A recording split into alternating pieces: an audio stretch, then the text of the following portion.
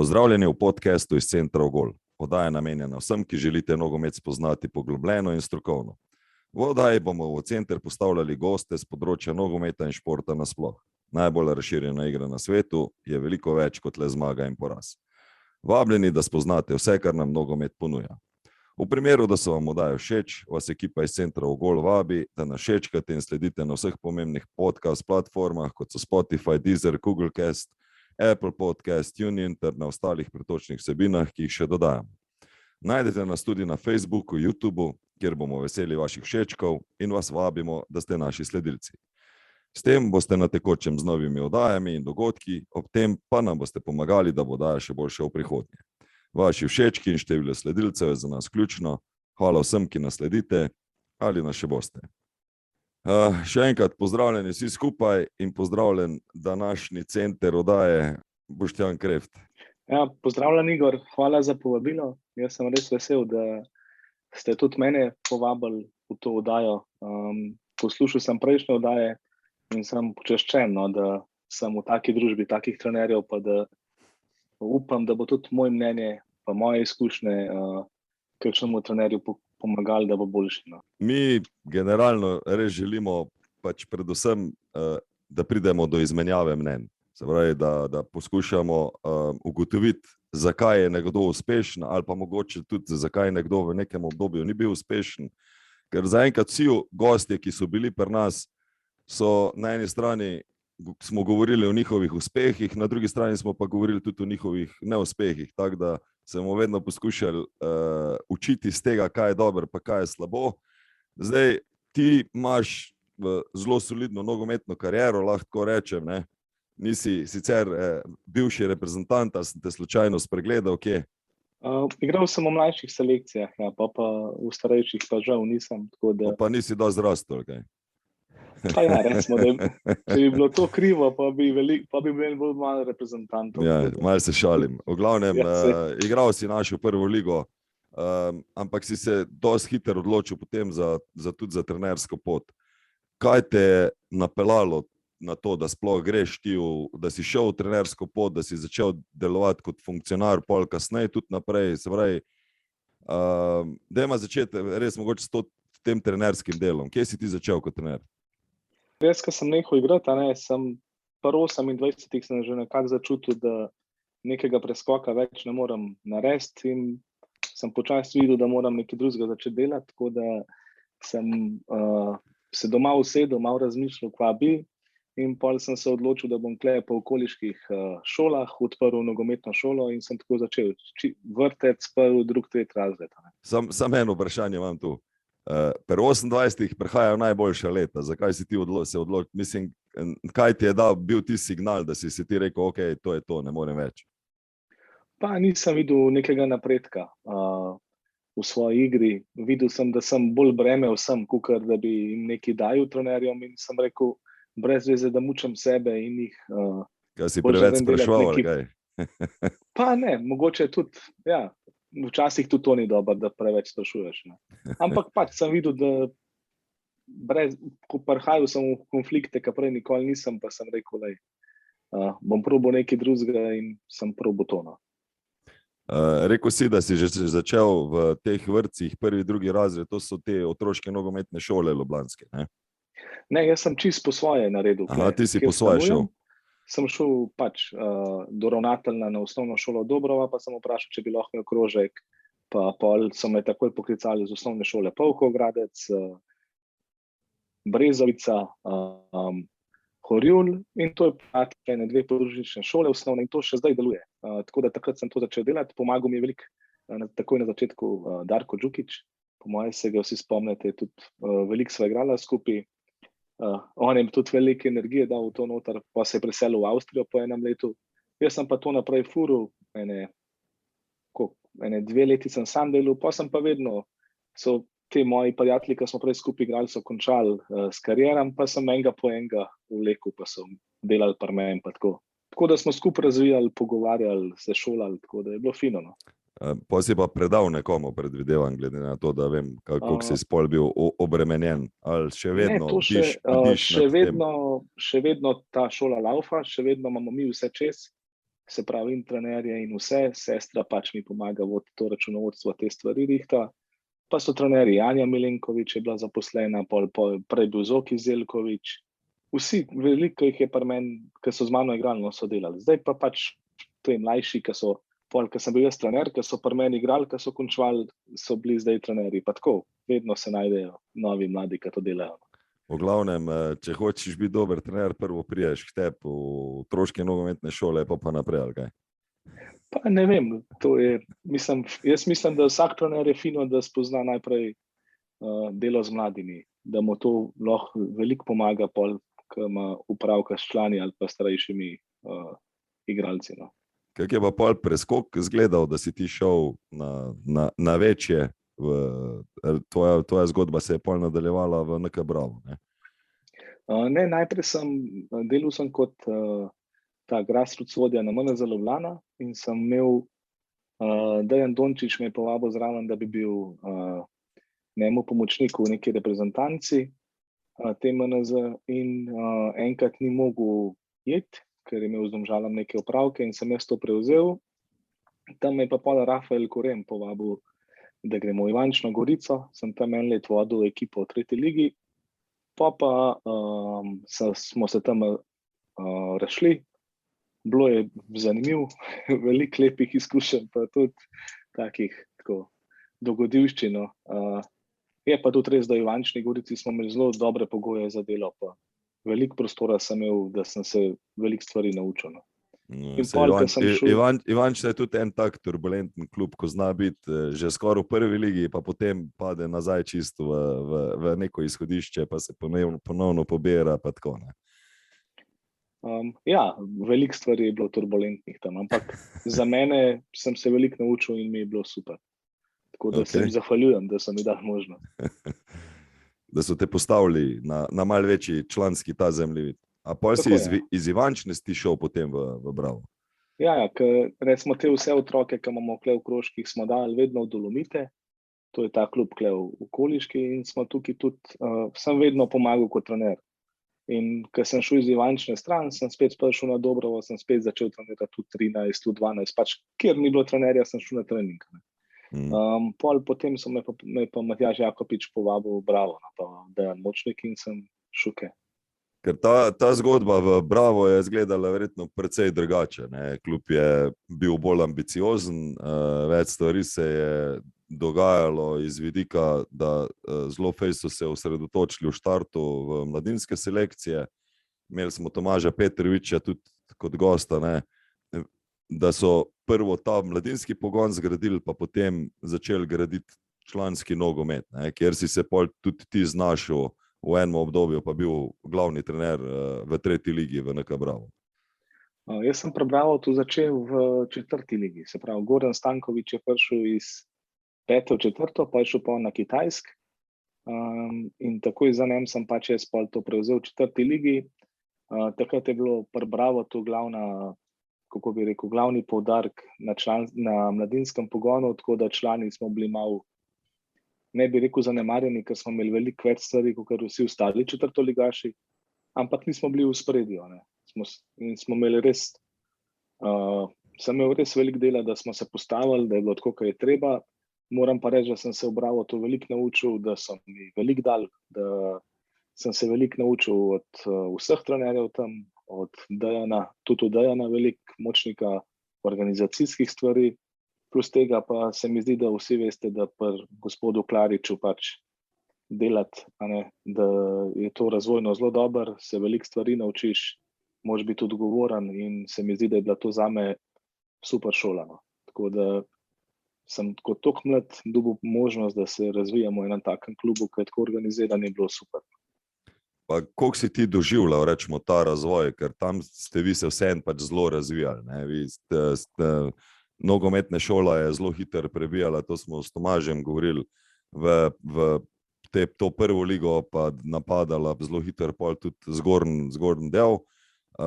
Člani ste prehajali iz 4., se pravi, tako kot si rekel, iz 5. v 4., iz 4. v 3. Kdaj si ti začutil pol tudi to ambicijo, da želi klub iti še naprej, ker v štartu ne da je bilo to malo tako zanemarjeno, ampak ni bilo glavni poudarek v tem. Ampak zdaj, ko imaš pa ti enkrat eno zelo dobro zaledje kvalitetnih mladih igralcev, jaz se spomnim, da je takrat, rečemo, jaz sem deloval takrat v Velenju, pa je Marjan Pušnik pripeljal Tučiča, ki je bil prvak v 3. ligi, gladko prvi strelec, da pa je z lahkoto, rečemo, nastopal v prvi ligi. In od zadaj si ti imel še en kup drugih talentiranih igralcev. Kdaj se je to v klubu, na kak način ste vi funkcionirali, da ste rekli, ok, to pa gremo zdaj mi malo naprej? Mi smo imeli v klubu čisto jasno določene cilje, nismo si neki legali, se pravi, ko sem jaz prišel v 4. ligo, smo točno vedeli, da hočemo iti v 3. ligo in je bila ta nuja.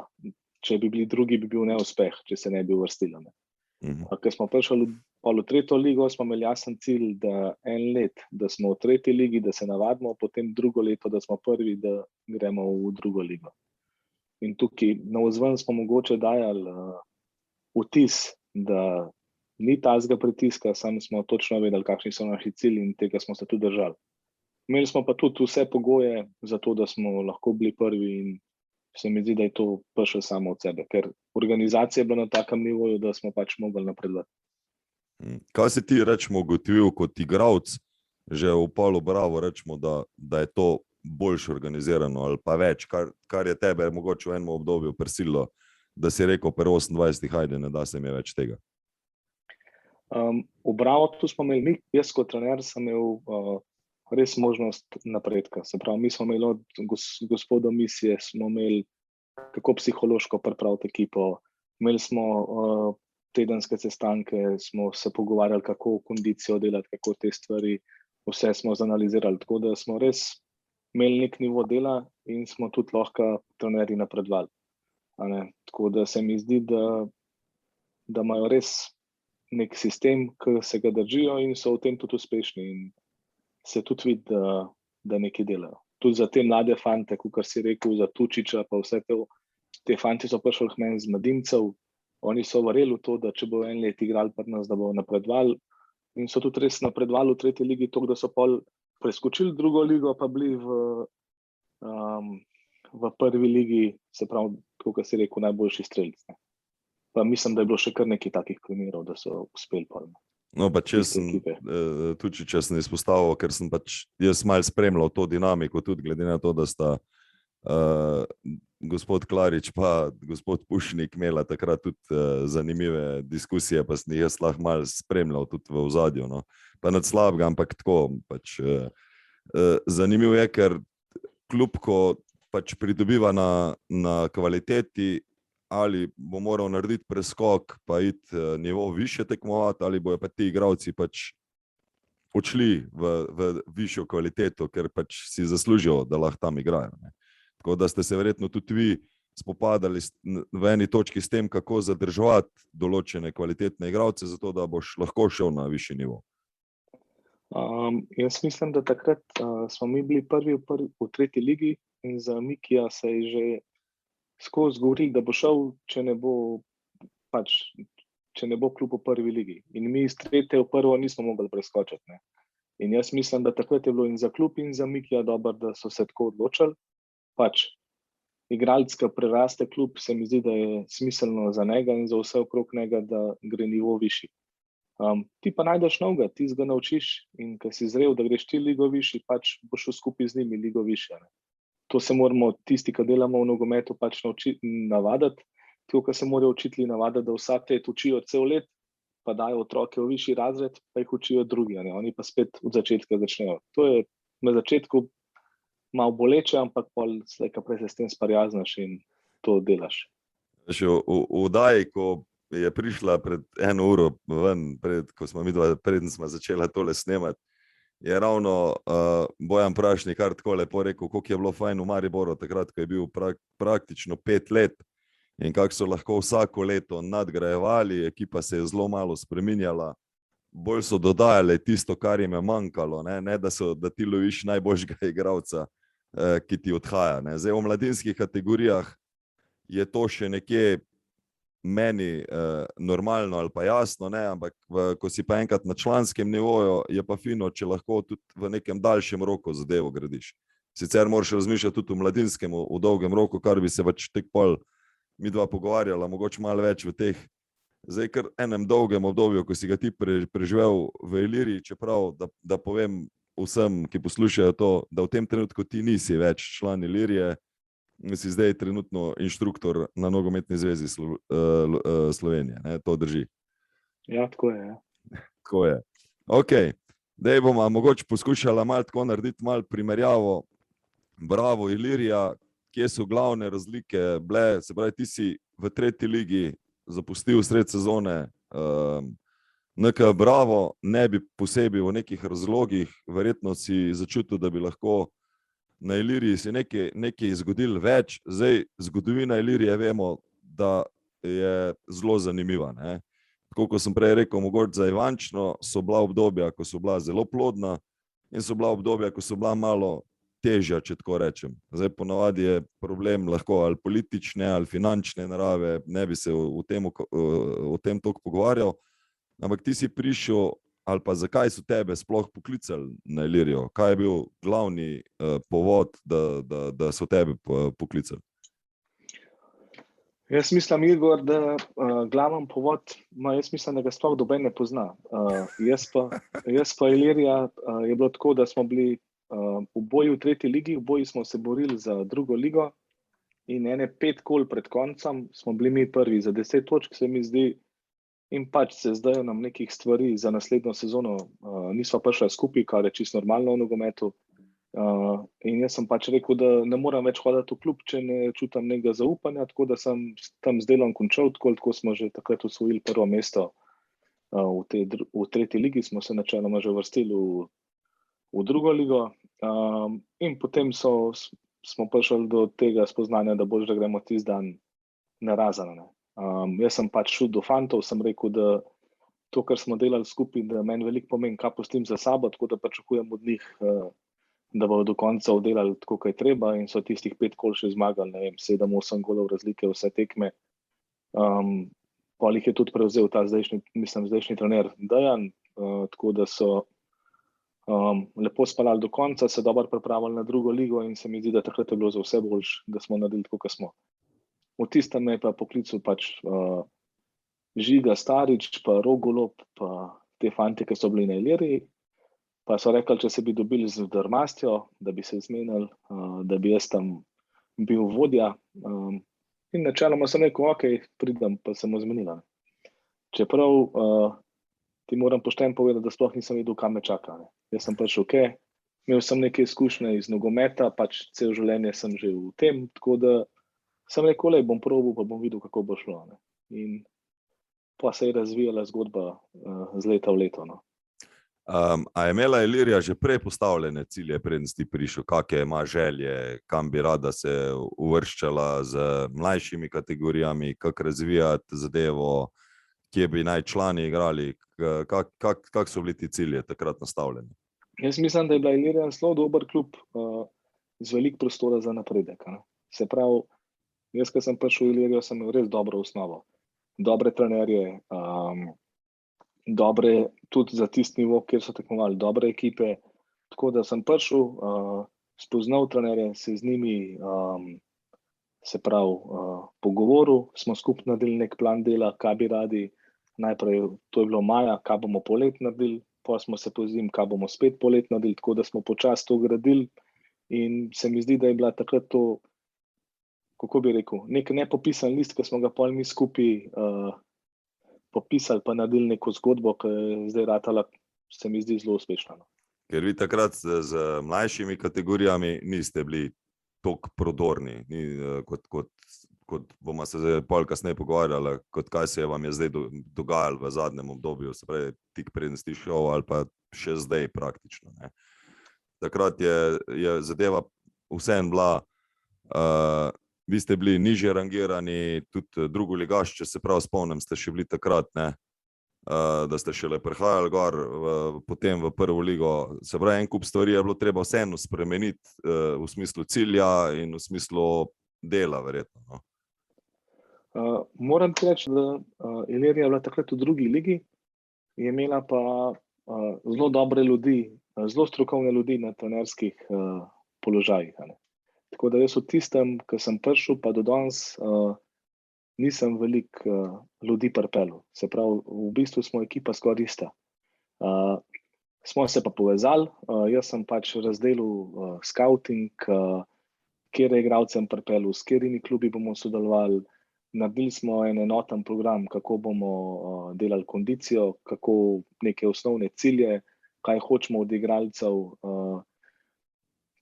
Zelo sem tudi začel dajati poudarek na individualnem razvoju igralcev, se pravi, da smo gledali, da od U13 dol res spremenimo miselnost trenerjem, da ne tekmujejo, ampak razvijajo. In te stvari so se pač pol malo poklopile. Je pa res, da je bil to del po 20-urni delovnik, tako rekoč, da je bilo to dan in noč skozi. Približno te pa razumem, ker sem eno tako izkušnjo imel, tako da telefon nikoli ne neha zvoniti, se je meni zdelo. Tako da, ko sem se stopil z te funkcije, se mi je zdelo,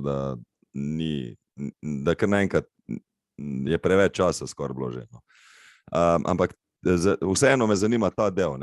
Poudaril si, ne tekmovanje v nižjih selekcijah, kako so trenerji pa starši sprejeli zadevo, ste mogli veliko se pogovarjati z njimi, pa igralci, pa jih usmerjati, da bo rezultati prišli, ko bomo igrali nogomet. Ali ste pač imeli neke revolte, ne more nas zdaj, ne vem, tam nekdo premagati, ki je rangiran slabše, kot smo mi? Jaz sem bil 5 let na Iliriji, pa nisem imel enega revolta staršev, pa tudi enkoli se jih nisem nič prosil, pa tudi kaj dostikrat jim nisem veliko pojasnjeval. Se pravi, nisem jih prosil za usluge in tudi nisem pričakoval, da bi jaz njim usluge delal. Se pravi, pač mi smo zavzeli nek svojo pozicijo, delali pošteno in tisti, ki se ni strinjal z nami, je pač v drug klub. Teh je bilo zelo malo.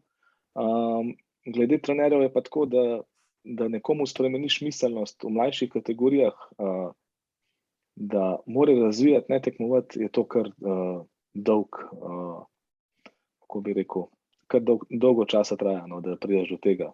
Jaz sem imel pol veliko pomoč, ker sem Anjo Milenković nastavil, da je bila vodja od 13 dol in je pač to zelo dobro delala, tako da mi je bilo veliko lažje. Tule pa, tako kot sem rekel, na začetku sem imel Roka Goloba za U15, ki vemo, da je izvrsten trener, pol je bil Uroš Terzič U17, Robi Kopčič U19, pa Žiga je imel člane. In se mi zdi, da je bila to taka ekipa trenerjev, ki so vsi hoteli sodelovati. So pa bile kakšne strani tudi strani trenerjev, pomožnih trenerjev, kondicijski trener se ni strinjal s tem, kako jaz vidim, kako bi mogli delati. Tako da te stvari smo poštimali in je pol to laufalo, tako je bilo. Ok, ampak zdaj že govorimo, da kader ni bil toliko mali, kar se tiče strokovnega dela. Ti govoriš o trenerjih in pomočnikih. Ste imeli pomočnike na vseh selekcijah? Ja, posod smo imeli. Kaj ste njim ponujali dodatno zraven? Se pravi, kakšne vsebine so imeli dodatno otroci zraven? Ker en intermezzo še samo. Se pravi, ti v Iliriji nisi ustanovil sveta staršev? Ne. Ker to v NK Bravo še danes obstaja, ne? Mene so Igor enkrat vprašali v juniorju, to je to, kar imamo po šolah. Me je ena mama klicala, pa je rekla, da nimamo sveta staršev. In sem rekel, da lahko ga naredimo, imam polha nalog za njih, kaj bomo mogli vse pomagati, da pravic pa nimajo. Tako da, če tako hočejo, ok, če ne, pa bo tako, kar bom mi rekel. Ker ne moč samo strešta, ne? Ne, nikoli ne gre na takšen način. Pa zanimivo mi je, ali bomo zaupali nekomu, ki se izobražuje, ki je ves čas na igrišču, ali nekomu, ki prihaja za 5 minut mimo. To se tudi jaz včasih sprašujem o tem našem nogometu. Kritizirati je najlažje, najtežje ustvarjati, zato se tudi zdaj o teh stvareh pogovarjamo. Ok, se pravi, imel si glavnega pomočnika, vsebine, katere ste jim še dodatno ponujali? Vsebine smo se v bistvu, misliš glede fantov, kaj smo jim dajali? Ja. Ste imeli kaj dodatno na treningi? Na začetku nismo imeli dobenih atletskih trenerjev, tudi če zdaj jih nismo imeli, ker zame je to pač v vlogi glavnega pomožnega trenerja, one dva morata imeti na našem nivoju ta znanja, da to delata, ker pač nismo imeli meni je nek kondicijski trener, ki pride ponedeljek, torek na trening brez veze, ker če on ne vidi fanta na tekmi, koliko je zmatran, kaj on v ponedeljek rab, da on kar une treninge kondicijske dela, tako kot ima on zapisano, ne, pač to ni. Nismo imeli pa toliko financ pa tega na razpolago, da bi lahko vsaka ekipa imela svojega kondicijskega. Ne. In se mi zdi, da če nekdo pride, ne vem, fante odigrajo v nedeljo tekmo, en pa pride s svojim programom v ponedeljek, pa tisti program delajo, mu naredi več škode kot koristi. Sem pa jaz vedno naredil nek tak miks, ne vem, če poznaš mogoče Nika Burkalico, take fante, ki so kinezologi, ki so igrali nogomet, imajo nogometna znanja in znanja iz teh fizične priprave in osnove motorike in vseh teh stvari, tako da smo imeli tako da si iskal kombinacijo malo igralskega kadra, mogoče malo manj z teoretičnim znanjem, se pravi več izkušenj z igranja in nekoga, ki ima malo več teoretičnega znanja, pa mogoče malo manj igralnih izkušenj. Okay. Ja. Ker na koncu si pol dosegel tisto, kar sem te pa čez v štartu vprašal, kaj ste še dodatno ponujali. To, ja, smo to naredili. Ker verjetno ste na nivoju kluba se potem dogovarjali, kaj želite, da igralec dosega v znanju pri določeni starostni skupini. To smo pa naredili tako, da sta Rok pa Anja sta naredila program dela za cel klub. Jaz sem bil zraven, ampak sta večinoma onedva to delala. Jaz sem samo hodil gor pa gledal, kako sta delala, pa kakšno pripombo dal, pa pač sta mi poslala, pa sem povedal, kaj jaz mislim, ampak sta onedva naredila od U7 do mladincev, kaj se pričakuje za vsako starostno kategorijo, kaj mora igralec usvojiti, kaj naj bi prinesel sabo v naslednjo starostno kategorijo, kaj bomo tam ponavljali, in to od vseh vsebin, kar jih nogometaš potrebuje, sta tam not zajela. Tako da to pa vsakmu trenerju smo predali, jim razložili. Anja je kontrolirala od U13 dol, Rok je kontroliral U17, U15, U14, U19 so pa tako imeli malo specifiko, ker to je pa že skoraj članski nogomet, tako da smo se veliko tudi prilagajali. Ko govoriš o programu, a ste imeli določene treninge ali pa vsebine na treningih, ki so jih trenerji morali izpolnjevati? Ne, mi smo določali elemente, kaj morajo znati otroci. Se pravi, niste se usklajevali, ne vem, glede igralnih oblik, ki bi bile primerne za, ne vem. Mislim, dali smo jim predlog igralne oblike, ali pa če kakšen trener hotel, smo mu razložili, kaj je primerno, pa to. Nismo pa točno določili igralnih oblik. Okay. Govorim zaradi tega, ker verjetno se vam dogajalo, da je nekdo pri U17 že tekmoval za U19 ali pa je imel neke prehode, pa je pač iz mojih lastnih izkušenj vidim, da je zelo pomembno, da igralno obliko, ki jo nekdo dlje časa igra, jo povsem drugače dojema, kot pa nekdo, ko je prvič igra. In potem, ko nekdo prihaja, jaz sem imel pač tako izkušnjo s Pušnikom, ko sem mu kdaj dal, ne vem, je rekel 3 mladinci, naj mi pridejo, jaz sem mu dal gor, pa je rekel, uničili so mi trening. Pa smo pa začela se usklajevati, da je meni pač tiste glavne vsebine od dinamične tehnike, igralnih oblik, ki jih bo on večkrat uporabljal, mi je pač predal, da sem jih potem tudi jaz, zaradi tega, da je bilo pol mladincem tudi lažji prehod gor. Moj cilj je, da nogometaša izobrazimo, da on sam dobi idejo. Se pravi, jaz sem jim vedno poudaril in tudi Rok je veliko to delal, mi smo jim dali neke osnovne ideje. Potem smo pa vse stvari postavljali tako, da so oni čim več imeli svojih idej. Se pravi, probali smo tudi postaviti vse vaje tako, da so oni razmišljali svojo glavo in da so probali sami priti do rešitve. Zdaj to je včasih težko, čim manj smo jim postavljali pravila, zato ker pač jaz mislim, da v razvoju morajo igralci imeti čim več svobode. Povedali smo jim pa, kakšne so zakonitosti, kam morajo narediti, ko izgubijo žogo, pa take stvari. Ampak, ko smo imeli žogo, pa v igralnih oblikah, smo jim dali čim več svobode. In smo tudi dinamično tehniko, je meni zelo bolj kot na te klobučke, pa to, mislim, na te, kako se reče, stojala, mi je veliko bolj pri srcu ta dinamična tehnika v prostoru, se pravi, da igralec sam začuti, kako razdalja od soigralca pa te stvari. No. Tako da tukaj smo mogoče malo drugače delali. Sej, ravno zdaj to mene zanima, kako ostali, ste vi delali, ne, zato da ste neke stvari naredili. Ker zdaj pač naprej, ne, če sprašujem, ko govorimo o mlajših kategorijah, verjetno struktura treninga ni bila takšna kot pri starejših kategorijah. Kje ste postavljali, rečemo, ločnice, a ste imeli do U13, pa potem, se pravi, da rečemo mali nogomet, pa potem velik nogomet, ali ste že prej kaj drobili skupine po vsebinah? Pri malem nogometu je bil poudarek v igri 1-1, 2-1, da fantje znajo najdete rešitev 2-1, dobijo občutek, kako to izigrati, pa da se upajo igrati igro 1-1, tako v obrambi kot v napadu. To je bil moj glavno vodilo pri mlajših od 13. Ste imeli pri tam mlajših kaj posebej navodila glede strukture treninga, ne vem, v 3 delih, kaj bi ne bilo, koliko bi ne bilo igre, koliko bi ne bilo nečesa drugega? Jaz sem vedno zahteval, da se čim več igra, ker otroci igrajo premalo.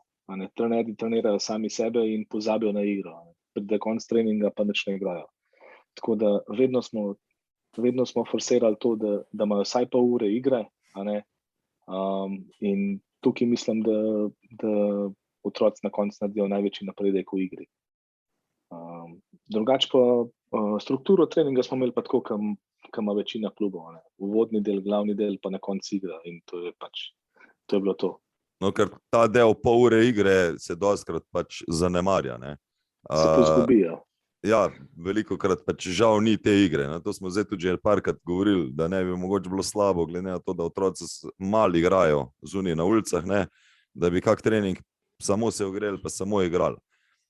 Me pa zanima, koliko si ti tu usmerjen, ali pa kakva je tvoja ideja pri teh mlajših, ali potem zdaj tudi to, glede, da ponovimo, ne, se pravi, U9 igra 4-4, U11 igra 7-7, U13 igra 9-9. A si ti bolj v ideji, da igrajo ves čas v številu, ki ga bo imeli pol tudi na tekmi, ali si ti bolj za te igre, kjer je malo število igralcev v igri? Jaz mislim, da fantje morajo igrati, ne vem, glede na to, kar sem je prej vprašal, struktura treninga, v glavnem delu moraš imeti igre 1-1, 2-1, 1-2, Pol na koncu treninga, ki pa igra, pa mora biti prosta igra in morajo začutiti tudi sodelovanje s soigralci. A so to 4 ali 3, ali jih je to 5-5, se mi zdi, da to ni tako pomembno, kot to, da oni čutijo. Več igre, ne? Hotel sem povedati, da pol, ko pa pridemo ko je na vrsti igra, se mi pa zdi, da morajo otroci čim več teh stvari, kar so jih prej trenirali, prenesti v igro, pa to pač v sodelovanju s svojimi soigralci in to je to. Ja, ampak ker meni se je pojavljala dostikrat težava, da so potem, ne vem, trener je imel 21 igralcev na treningu, potem je pa naredil, ne vem, 7-7 pri U11, je naredil 3 ekipe in so ponovno eni so sedeli, medtem ko sta 2 ekipe igrale, ne. Meni osebno je to bila velika težava, ne, zdaj. Jaz mislim, da lahko to čisto enostavno rešiš. Narediš eno igrišče, kjer igrajo 2-2, ti igrajo 7-7 in tam pa še eno igrišče 1-1 in jih samo lepo rotiraš in otrokom zanimiv in dober za njihov razvoj. Ja, ker ravno to je ključno, ne, da vsi igrajo, zato sem malo spraševal, ker tudi veš, da zdaj na NZS-ju pa na Grassrootsu je zelo veliko poudarka ravno na tem, da ne igrajo čim več v teh manjših številkah, 3-3, 4-4, kjer bo igralec večkrat prišel v situacijo 1-1 v fazi napada pa obrambe, tisto, kar si prej govoril. Jaz mislim, da kakršnakoli igra, jih moramo spodbujati, da se oni ponujajo, da se ne bojijo, da nimajo straha v igri, to je najbolj pomemben, da ne brcajo žoge kar brez veze stran od sebe, da se bojijo napake. In to so te glavne stvari, ki jih je v igri treba poudarjati. Tukaj pa se mi zdi, da največ straha pa zgubijo v igri 2-2, 1-1, ko so prisiljeni, da imajo oni žogo. Tako da, čisto enostaven.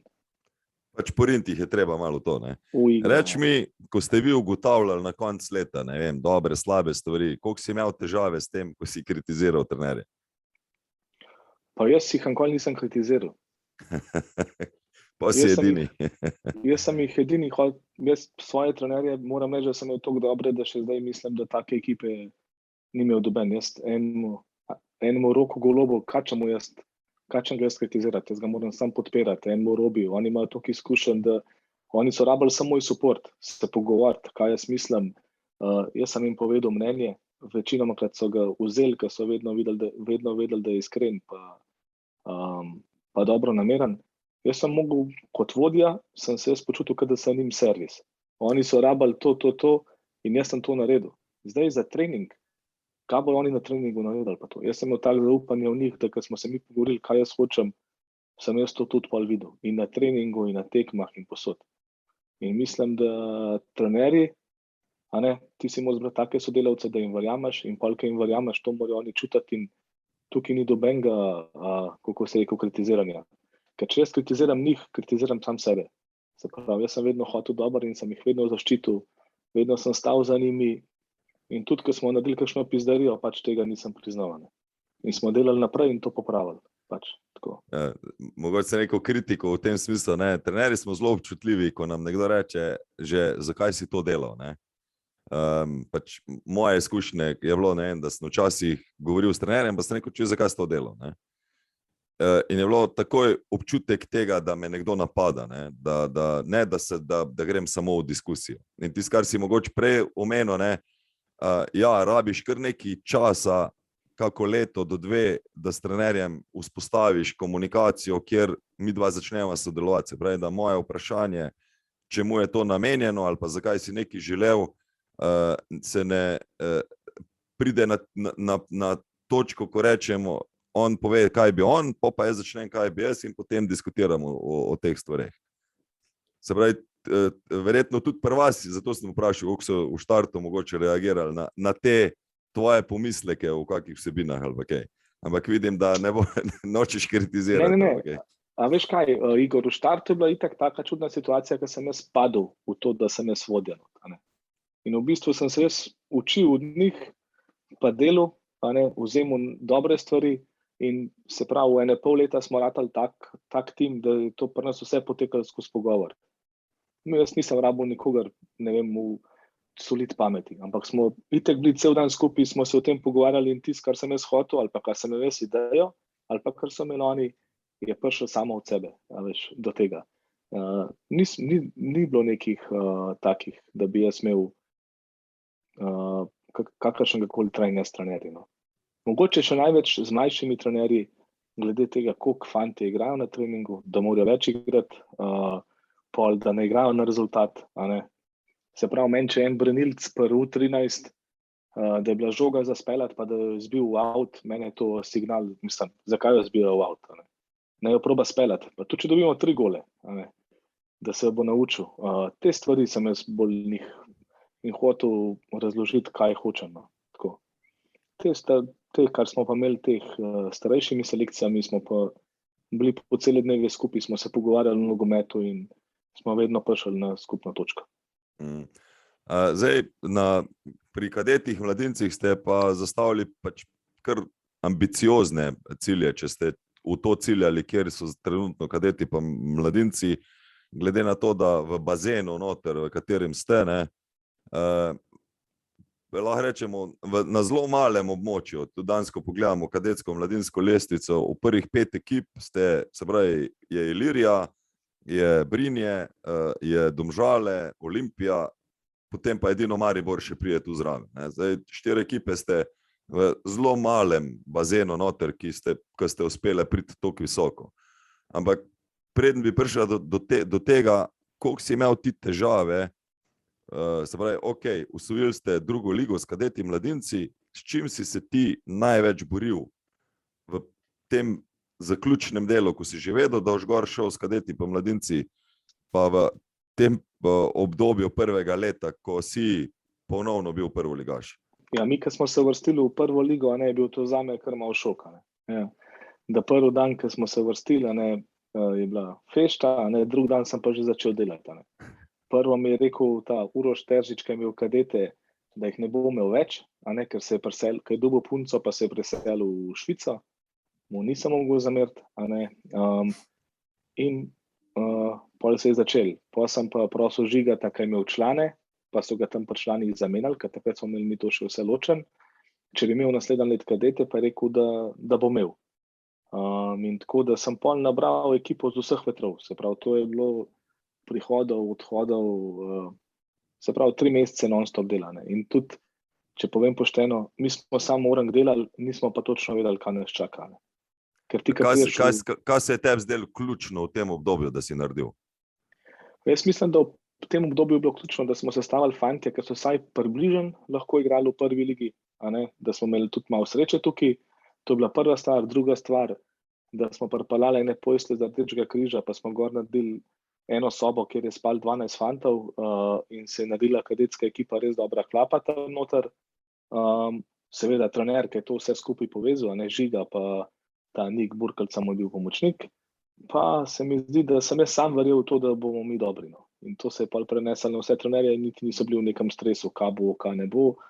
Začeli smo delati, se pravi, otroci so tam spali, trenirali 2-krat na dan, in to je to. In po prve 2 tekme, 3 se nam je malo poklopili. Ti dobro veš, da ne vem, vi, ki ste se z Velenjem uvrstili, si prve 2 tekme izgubil in si že tako se reče, odpisana, ne. Nam se je pa, ne vem, zmagali smo eno tekmo v zadnji minuti proti Aluminiju s kadeti, pol isto se nam je zgodilo v Murski Soboti, isto se nam je zgodilo v Krškem, tako da smo imeli ta prve 3 kola malo sreče, da se je to malo poklopili in pol je šlo to tako naprej. No. Ja, ta štart za samozavest je zelo pomembna. Ampak jaz mislil, da malo sem te preverjal. Vem, da v tem obdobju si že prej omenil tudi, da en del tega, kar si se ti lotil, je bil scouting. Ne? Ker jaz se spomnim tega obdobja, da ste vi zelo iskali še neko dodatno kvaliteto, zato da si boste lažje igrali to prvo ligo. Se pravi, imaš neko kvaliteto, ki si je prej igrala, ampak to ni ista liga, kot je bila prej in se zavedaš, da še iščeš nekaj dodatnega zraven. Kako ste pa imeli scouting res urejen? Si bil to one-man band? Scouting sem vse jaz delal. Ja. Zdaj pač, to je pa zdaj tako, to je pa živa stvar. Uni klubi, ki so izpadali, uni klubi, ne vem, mi smo imeli malo sreče, da je takrat Interblog bil v Rasulu, pač trenerji so se zamenjali, in tam smo na Interbloku smo si dobro ukrepili mladinsko ekipo, kadetsko ekipo smo pa dobili fante z Kopra, z Novega mesta, pač sposod cele Slovenije. Tako da smo pač to zmetali skupaj. Zdaj, ste uspeli tudi nogometni razred kaj pokoristiti? Pa niti ne toliko. No. Moram reči, da sem jaz te šole bolj sam rihtal, da sem letel od ravnatelja do ravnatelja, otroke sem prepisoval, jim rihtal domove, pol so imeli te diferencialne izpite, pač urejal, kdo se bo s kom učil, da so naredili te stvari. Tako, kar veliko je bilo dela, da smo sestavili ekipe. No. Ker mi, ko se pogovarjamo tako, ne vem, kadetska pa mladinska prva liga je zdaj 14 ekip, mi rečemo, da ne vem, imamo tu noter 140 po generaciji igralcev, ki nekako igrajo, ampak ko se pogovarjamo pa pol na reprezentančnem nivoju, pa govorimo o tem, da imamo ne vem, nekaj ekstra talenta, 1 do 2 v Sloveniji, ne, za katerega se itak si borijo. Ne. Eni bojo mogoče malo sklili, malo kasneje, eni so že, ne, ampak na kak način ste, rečemo, vi iskali te, ki bi še pa lahko mogoče se kaj iz njih ven dobili? Ste kaj pregledali tudi po, ne vem, da je nekje nekdo dober igralec, ampak zaradi fizike ne dobiva priložnosti, ali je bilo pač to malo kaki namigi ali sam sreče?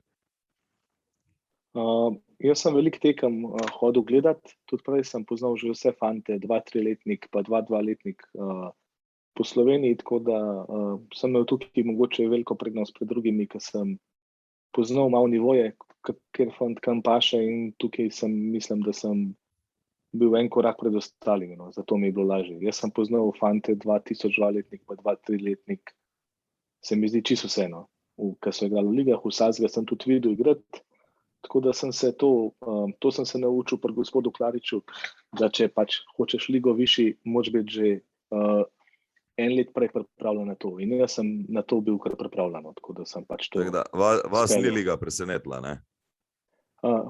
Jaz mislim, da vse ostale je, sam jaz sem pač si to pripravil. Je pa tudi res, da smo imeli mi od spodaj v 15 zelo dobro ekipo, mislim zelo dobro. Igrali so 3 ali 4 vhodni, mislim 3 ali 4 izhodni letniki, 2003 letnika, za katere smo vedeli, da bo lahko igrali prvo ligo. In smo vsaj neko osnovo imeli. Vse ostale 2002 letnik, pa to smo pa pripeljali. Čuj, kaj pa pomenilo to zdaj na nekem finančnem zalogaju za vas? Ne? Zdaj, glede na to, da tisti, ko mogoče ne vejo, ne, je zdaj že kar neka normalna praksa, da igralci kadetske pa mladinske lige, tisti boljši igralci dobivajo ali pogodbe, ali štipendijske pogodbe in tako naprej. To pa pomeni, da tudi je nek finančni zalogaj, ali ste vi uspeli iti čez to brez dodatnega finančnega puša? Mi smo pri kadetih smo uspeli iti čez to brez puša, razen ene izjeme mogoče. No. To je bilo to. Razen odškodnine so bile zaplačati, ampak vemo, da tisti let so klubi dobili tistih misterioznih 207 000 evrov in je bilo vse veliko lažje za igranje v prvi ligi. Tako da takrat je bilo to mogoče malo lažje predsednike prepričati, da se splača vložiti, pa tudi konec koncev je denar prišel iz nogometne zveze in se je dal plačati odškodnine, pa fantom kakšen dom plačati ali pa kaj takega, tako da je bilo lažje. Kaj pa mladinska ekipa? Mladinska ekipa so pa bili fantje, samo en fant je imel štipendijo v mladinski ekipi. Takrat. No, ker jaz vem, da pač kar nekajkrat sem se srečal situacijo, ne, ko si ti trener, imaš talentiranega mladega igralca in potem pride en naš velikan in reče, lej, soba, stanovanje, pa še kaj zraven, pa 1000 evrov, a prideš, ne. In pa se ti poskušaš nekje z njim pogovarjati, pa če ni, ne. Velikrat tudi se nam je zgodilo, da se je nekdo prehiter odločil zaradi denarja, da sploh ni šel pogledati, kakva je sredina, pa kako izgleda zadeva, ne. Zdaj, glede na to, da ste vi iz leta v leto rasli, ne, trenutno je Ilirija tudi brez tebe še vedno prva na skupni kadetski mladinski lestvici. Mladinci so šele, 3 tedne nazaj prvič izgubili, tudi če sem prav videl. Imaš od U15 do U19 13 reprezentantov. Kaj pa to zdaj pomeni? To je zdaj vse neka nova situacija, v kateri se je klub znašel. Si ti že načrtoval tudi pol, kaj bo to zdaj pomenilo, ko bojo prišle ekipe, ki so finančno mogoče boljše, tako so Domžale, Olimpija, Maribor, pa bojo želele tajega igralca talentiranega ti odpeljati? Ekipe ne, da bo prišle, ampak so prišle vsak teden. Se pravi, oni so imeli vsak teden pri nas zbore s temi fanti, pa so jim ponudili veliko stvari, ampak otroci so pri nas odločili za nek napredek. Ampak to traja nekaj časa in jaz mislim, da je zdaj čas, da pač Ilirija naredi ta preskok in mladincom pač omogoči to, kar si trenutno zaslužijo, kar kažejo. Ne pravim jaz to neke denarja, ampak vsaj, da imajo urejeno prehrano te stvari in to sem tudi jaz klubu predlagal in rekel in jaz mislim, da tukaj bom tudi prišel nasproti in naredil korak naprej. Jaz sem to vse predvidel in razložil, povedal in mislim, da fantje vsem prepoznajo, če ti se trudiš za njih, pa veliko delaš z njimi in tudi to skozi jim to govoriš in jim predavaš, da ta denar, ki ga bodo oni zaslužili zdaj, dokler so kadeti pa mladinci, pač in ne bo pomenil nič. Ga bo zapravili, bo ratali objesni, bo mislili, da so že vse dosegli, ker če ti pri mladinci zaslužiš 2 jurja, mislim, ne vem, kaj lahko v Sloveniji več dobiš, kje lahko več dobiš v članski kategoriji. Tako da 1-2 kluba sta pa še to, če si top igralec. Tako da se mi zdi, da dobijo narobno sporočilo. Ampak to vsi vemo, ampak konec koncev večina klubov bo malo to začela delati, da bo otroci samo še za denar igrali. Ampak ti si rekel, zdaj, otroci se odločili za razvoj. Kaj ste vi ponujali njim več v razvoju, kot pa ne vem, lahko ponudi en drug klub? Kaj je tizga, kar je bilo, ali pa kar je v Iliriji več? Jaz mislim, da je to strokovno delo. Ne? To je tukaj si pa odvisen od trenerjev, pa od pomočnikov trenerjev in to je to. Ne more doben vodja, ne more brez trenerja igralcu ponuditi več, kot mu lahko drug klub, če nimaš dobrega trenerja. Koliko ste vi v tem trenutku bili z infrastrukturo? Če boste bom tako malo po delih probal malo zložiti zadevo, da vidimo, kaj se ponuja. Z infrastrukturo smo bili mi tako, da smo mi šele lansko dobili umetno travo. Prej smo trenirali na enem pomožnem igrišču, pa čez poletje, pa tam do nekje 15.10. smo imeli na voljo dobra travnata igrišča, no, tako bom rekel, na Dobrovi. Ampak pol čez zimo smo bili pa čist deficitarni, smo pa mogli trenirati na Olimpiji, smo najemali, pa dajali so nam, pa selili smo se po celi Ljubljani, da smo lahko trenirali. Ok, ampak se pravi, vi ste zdaj na enem pomožnem igrišču z umetno travo? Zdaj, ja. Ja. Pa vedno smo najemali na Dobrovi 2 travnata igrišča, no. To nam je bil velik plus. Ok, to je kar velik plus, ja. Ok, kar se tiče, rečemo, zdravniške službe, kaj ste ponujali kadetom, mladincem v 15? Ste imeli to ok posebej urejeno? V bistvu nič. Kdo je skrbel, če se ti je igralec poškodoval? Te kinezologi, ki so bili zraven ekipe. Aha, ok. Se pravi, vse, kar si ti ponudil, je bil na koncu potem glavni trener, pomočnik trenerja, trener vratarjev za vratarje in to je to. Pa pošten, pa dobro odnos. Pa pošten del. Ja. Ja, ok. Kaj bi pa ti želel, če zdaj gremo pa v to smer, da bi ti lahko nadgradil? Se pravi, to, kar ste vi do sem pripeljali, ob tem, da bi pa želel dati neko nagrado igralcem, verjetno bi se morali tudi razmišljati, kaj bo v prihodnosti članska ekipa, da se napada verjetno vsaj nek zgornji del druge lige, glede na to, da ste lani ponovno prišli nazaj v drugo ligo. Zdaj je neka sredina lestvice, ampak je še kar turbulentno, kakor se spomnim, da sem nazadnje gledal. Kaj bi ti želel še, da se v mladinskem pogonu spremeni, da se nadgradi, zato da bi bila zadeva še boljša?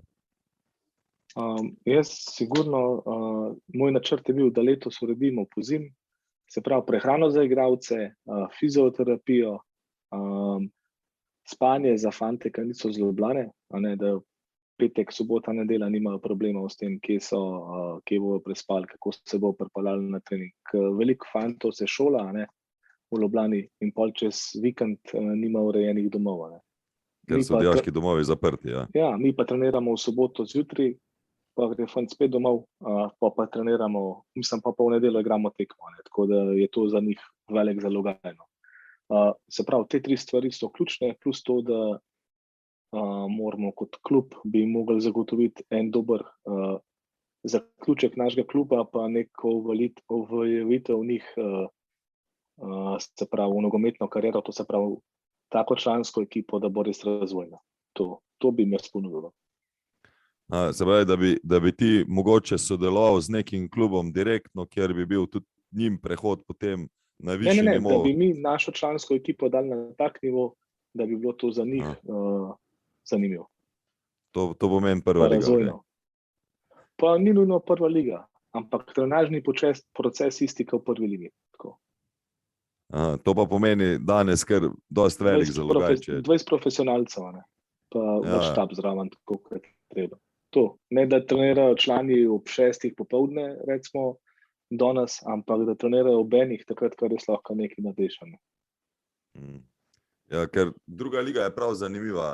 Zdaj, ti si, ko je bil Zoran Zeljković, je zelo povedal, da si ti vodil to drugo ligo, da je on bil s tabo malo in se učil, potem je enkrat priletel nazaj, kjer je imel malo tistega padca dol, prednje šel v Krko, pa ste izpadli iz lige.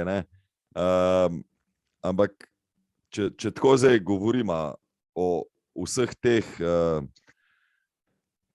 članskim nivoju nogometa, ne, tisti najboljši mladinci, ki jih imaš ti danes, pa mogoče celo še kakšen kadet, ne, zagotovo lahko igrajo danes drugo ligo na nekem spodobnem nivoju, če ne kot nosilci celo kakih ekip. Kaj ti meniš o tem? Moje mnenje, Igor, je tak, da te fantje morajo imeti najprej proces, kot sem prej rekel, da so prvoligaši. In potem lahko oni z dobro ekipo komot igrajo drugo ligo. Če pa klub na to ni pripravljen, ne, in to zaenkrat mi nismo, je pa pol to matranje in za te fante, ki so kot mladinci igrajo članski nogomet, in za njihove soigralce, ki igrajo skupaj. Da ne govorimo vseh skupaj ostalih v klubu, ki pač to gledajo. Ne. In to je pač problem v Sloveniji, ki mislimo, da bomo fante oni so navajeni nekega reda, nekega dela v mladinskih pogonih, pa pridejo igrati drugo ligo, ki ne veš, kaj dobra je druga liga. Sam jaz govorim, da je problem procesa. Ne. Oni morajo imeti proces kot profesionalci, če hočemo, da bodo napredovali, pa da bodo enkrat igrali profesionalni nogomet. Ja, ker ta druga liga, to sem hotel tudi reči, ne, je zelo zanimiva. Ti imaš, ne vem, 5 ekip v drugi ligi, ki so na nivoju profesionalnih ekip ali pa mogoče kakšno zraven, ne. Imaš pa 5 ekip, ki so pa res na nivoju amaterskih ekip, ne, kjer so v službi, morajo priti od 3 do 5 iz službe, pa potem šele na trening, to, kar si ti govoril. Se pravi, vaše trenutno stanje je takšno, da vi ne morete nič ponuditi. Reč mi pa, kako pa vi pol z mladinci? A z mladinci pa kadeti ste pa uspeli v sodelovanju s šolami, da imate tudi kak dopoldanski trening, kakšne individualne vsebine in tako naprej. Ker pol priješ ti v malo to diskrepanco, da so kadeti pa mladinci imeli po 6-7 aktivnosti na teden, pa se jim je še kaj več tudi po vsebinah ponujali, pa pridejo pa v člane v drugo ligo, grejo pa za 2 koraka nazaj. Mi smo s kadeti pa z mladinci imamo vsak torek pa četrtek dopoldanski trening.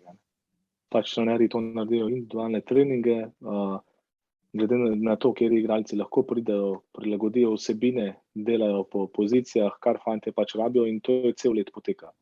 Pa članih pa pač pol to, tako kot si rekel, hiter izvodeni, zato ker ni profesionalna ekipa. Ne. Čez poletje še gre, pa je vedno manj. Zato jaz pravim, da je moje mnenje, da njim moramo nek zaključek njim dati, pa jih pa poslati v svet, pa upa, da bo uspeti.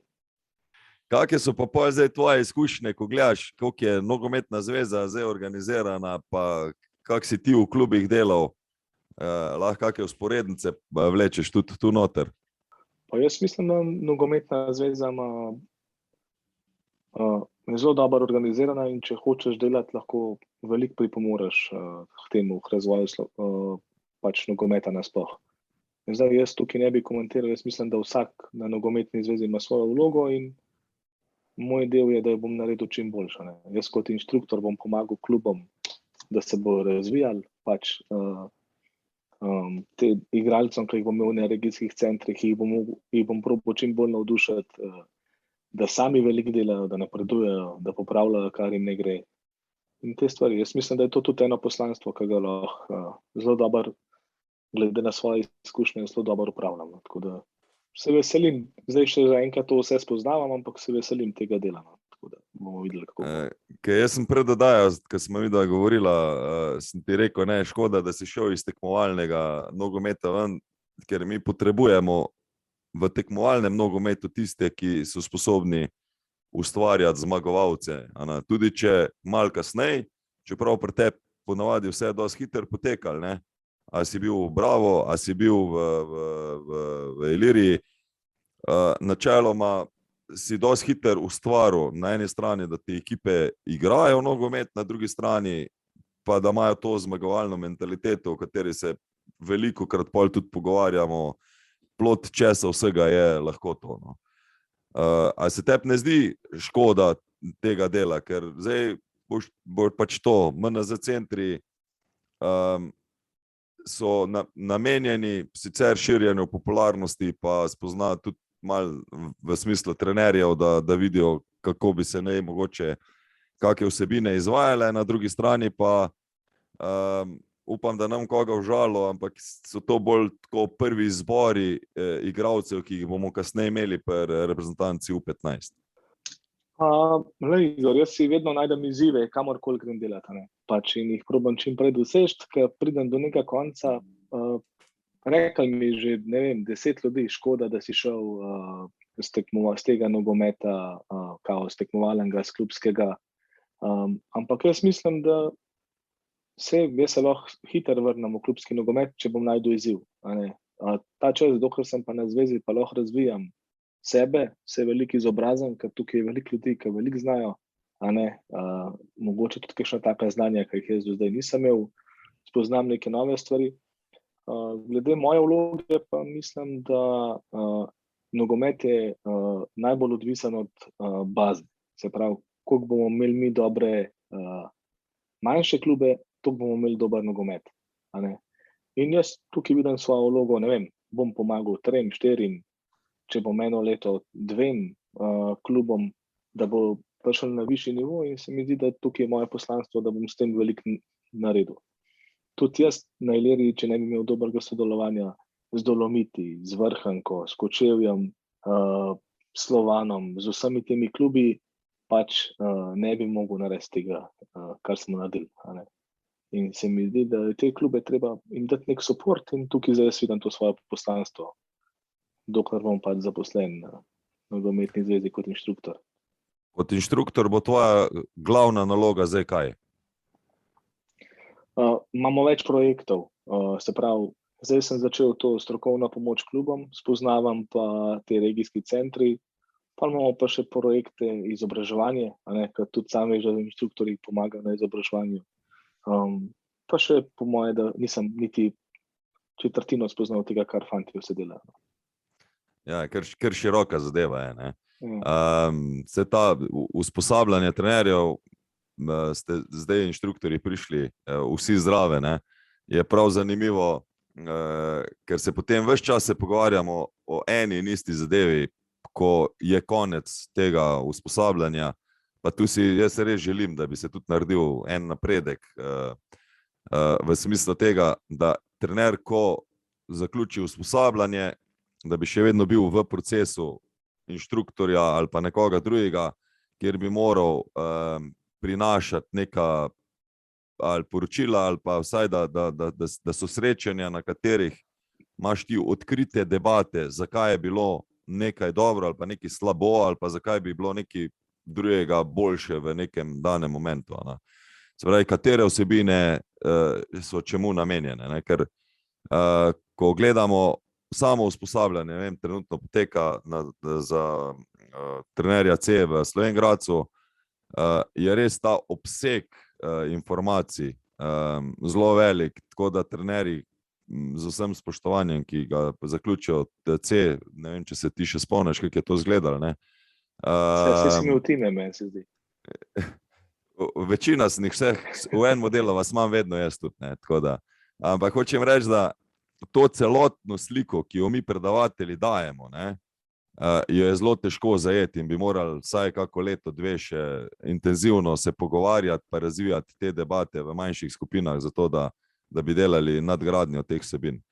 Kje pa ti ugotavljaš, rečemo še vedno, da imaš pa zelo veliko prostora v svojem znanju trenerskem?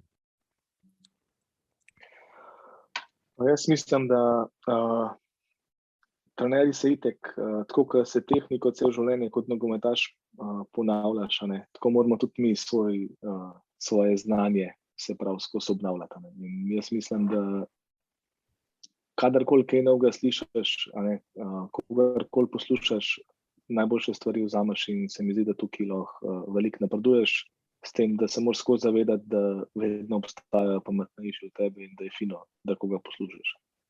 Ne sem, da misliš sam, da vse veš. Tako da tukaj se mi zdi, da čisto na vseh področjih trenerstva mi veliko manjka, da bom rekel, da kaj znam.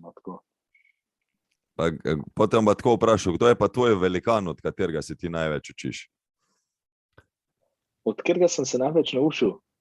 Mogoče od Filipa Mendeša, ki pri nas živi, pa gre vsak dan zjutraj na kavo, pa mi pove, vse anekdote, kako je kaj bilo. Ne govorim zdaj to v nekih takih globokih temah, ampak v življenjskih, kako trener se mi zdi, da je zelo pomemben, da imaš te stvari, da znaš z igralci delati. No, to. En zelo zanimiv stavek je Bojan Prašnik rekel v prejšnji oddaji, in to je: trener mora tekmovati za to, da lahko potem tudi tekmo vodi. Ne? Misliš, da boš kaj pogrešal te stvari? Pa v bistvu sem...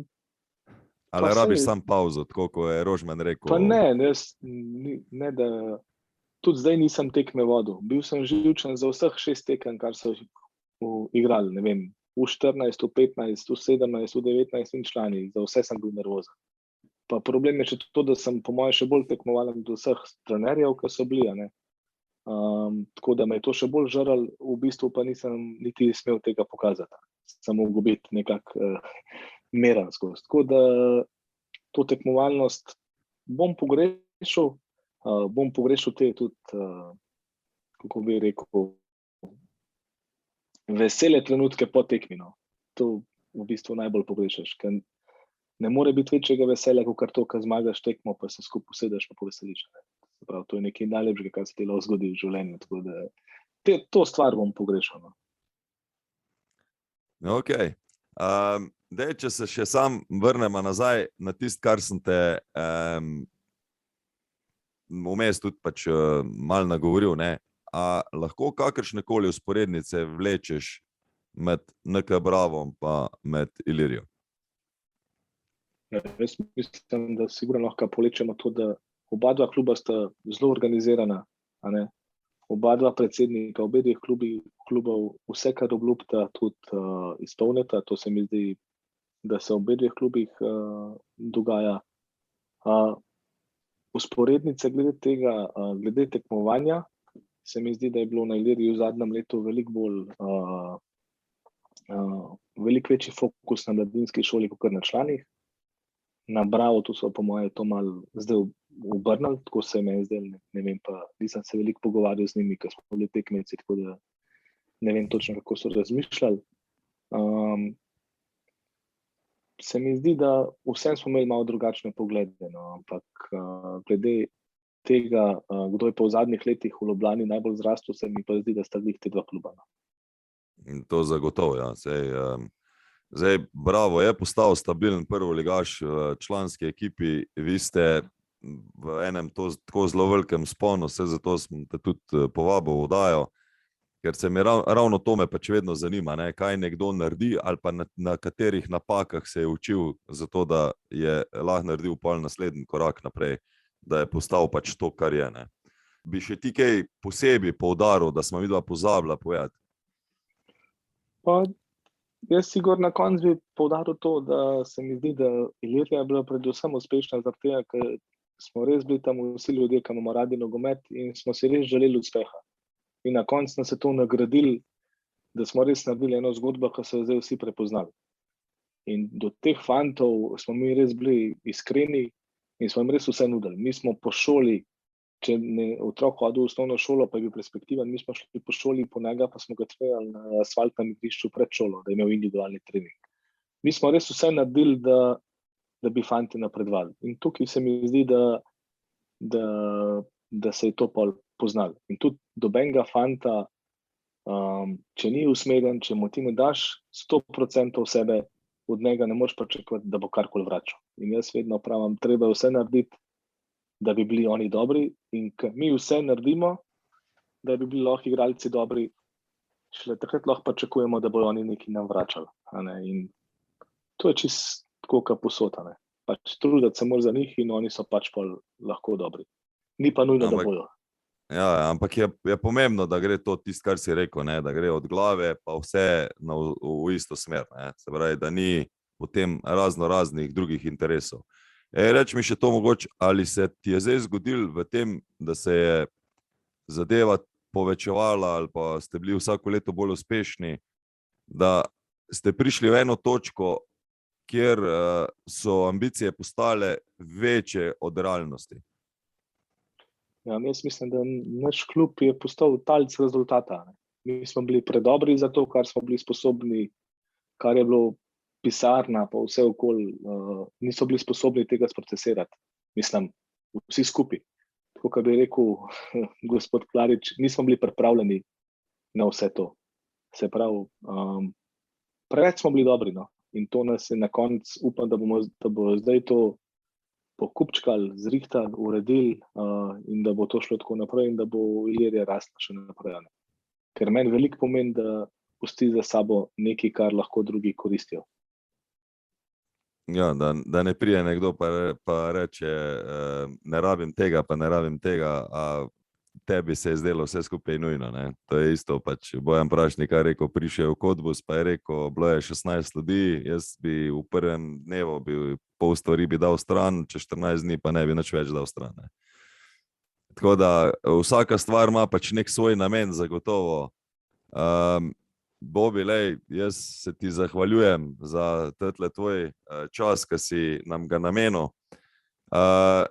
Jaz sicer sem res upal, da še v Iliriji, takrat, ko bomo snemala, pa si malo pobegnil prehiter, tako da ti pa želim veliko uspeha absolutno na nogometni zvezi, pa mogoče te kdaj povabim v kako tako diskusijo, ko je načrtujemo, zdaj tudi malo, da bi kaki 3-4 različni trenerji ali pa funkcionarji malo se pogovorili, kaj bi lahko mi naredili za to, da bi nogomet slovenski še zrasel, ne glede, pa se osredotočili na te stvari, ki so nam na razpolago. Se pravi, da ne iščemo tistega, kar ne moramo dobiti, ampak da izkoristimo predvsem tisto, kar nam je na razpolago. Ja, jaz mislim, da v Sloveniji imamo veliko talentov, da imamo veliko prostora za napredek, da moramo otroke učiti in kaj bomo mi učili, bo pa tudi oni znali. In se mi zdi, da če bomo začeli delati, kako je treba, da lahko v nogometu veliko naredimo na Slovenci, da ni tako, kako pravijo, da nimamo fantov, da nimamo unga. Jaz predvsem mislim, da se jim mi premalo posvečamo, da jih premalo učimo in da zanemarjamo malo proces dela in to se nam mogoče v zadnjih letih tudi malo pozna in to je treba izboljšati, verjeti v fante in mislim, da bomo dobri. Ne? Malo manj se kregati, pa malo bolj skupaj delati. Ne? Tako, ja. Ok, še enkrat hvala ti, da si bil gost v oddaji. Jaz bi se zahvalil vsem, ki so mi pomagali na Iliriji, ker smo res naredili neko skupno zgodbo in upam, da so to lepo nadaljevali in da bo ta zgodba uspešna še naprej. In to je to. Ok, pa je še samo odpiskam tole našo oddajo. Takole, odpiskali smo konec današnje oddaje, podcasta iz Centra Ogol. Celotna ekipa oddaje iz Centra se vam za vaš čas, ki ga preživljate v naši družbi, se vam zahvaljuje. Upamo, da uživate v pogovorih in spoznavate nogomet ne le v zmagah in v porazih. Vabimo vas k poslušanju vseh oddaj, ki so dostopne na Spotifyju, Deezerju, Google Castu, Apple Podcastu, TuneInu in YouTubeu. Lahko pa pobrskate po svojih najljubših aplikacijah oziroma platformi, saj jih sproti še dodajamo. Če se vam oddaja všeč, vas vabimo, da nas sledite in všečkate, saj s tem pripomorete k še kakovostnejšim vsebinam. In seveda, spremljate nas še naprej na Facebooku in Instagramu, kjer redno objavljamo izseke, novice in napovednike naslednjih gostov. Veseli bomo tudi vseh delitev oddaj in vabim vas, da pod oddajo oddate komentarje in nam s povratnimi informacijami še pomagate, da bo oddaja še boljša. Hvala in se slišimo naslednji petek, uživajte še naprej in lep pozdrav.